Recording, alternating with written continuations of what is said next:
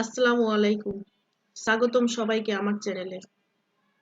আজ আমি আপনাদের সাথে শেয়ার করব খুব সুন্দর একটি কাজ। একটি সাদামাটা বালিশের কভারকে কিভাবে হাতে আঁকা ফুলের ডিজাইনের মাধ্যমে একদম নতুন রূপ দেওয়া যায়।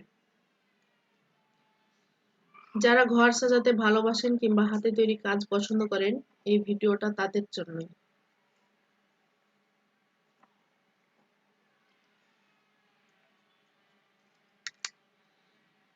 প্রথমেই বলি, আমি যে বালিশের কভারটি নিয়েছি এটি খুবই সাধারণ রঙের। সাধারণ কাপড়ে কাজ করলে ডিজাইনটি আরো বেশি ফুটে ওঠে।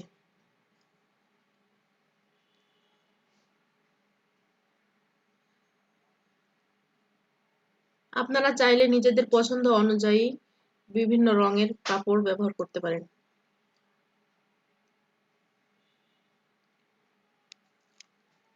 ডিজাইনটি আঁকার আগে আমি একটু ভাবি, ফুলটা বড় হবে নাকি ছোট, একটা ফুল হবে নাকি কয়েকটা।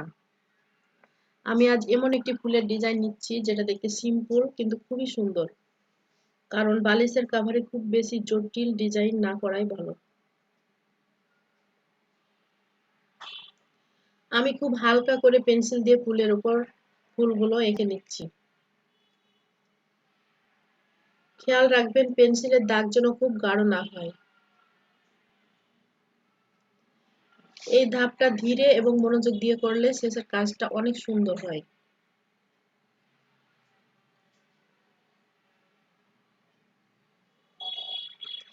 এখন আমি ছোট ছোট ডিটেইল যোগ করছি, পাতার শিরা, ফুলের মাঝখানে সূক্ষ্ম লাইন। এই ছোট কাজগুলোই আসলে পুরো ডিজাইনটিকে আলাদা করে তোলে। এখানে তাড়াহুড়া না করাই সবচেয়ে ভালো।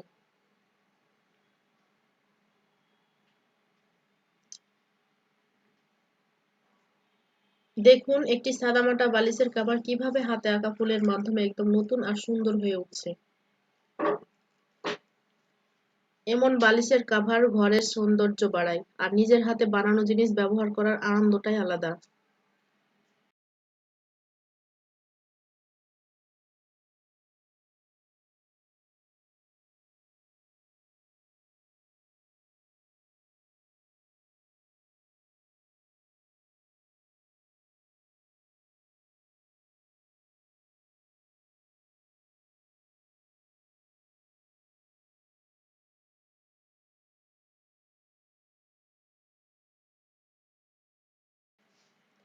আশা করি ভিডিওটি আপনাদের ভালো লেগেছে।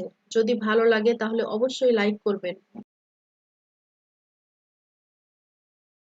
কমেন্টে জানাবেন আপনাদের মতামত। আর নতুন নতুন ডিজাইন দেখতে চ্যানেলটি সাবস্ক্রাইব করবেন। আল্লাহ হাফেজ। আবার দেখা হবে নতুন একটি সুন্দর কাজ নিয়ে। সবাই ভালো থাকবেন, সুস্থ থাকবেন। আসসালামু আলাইকুম।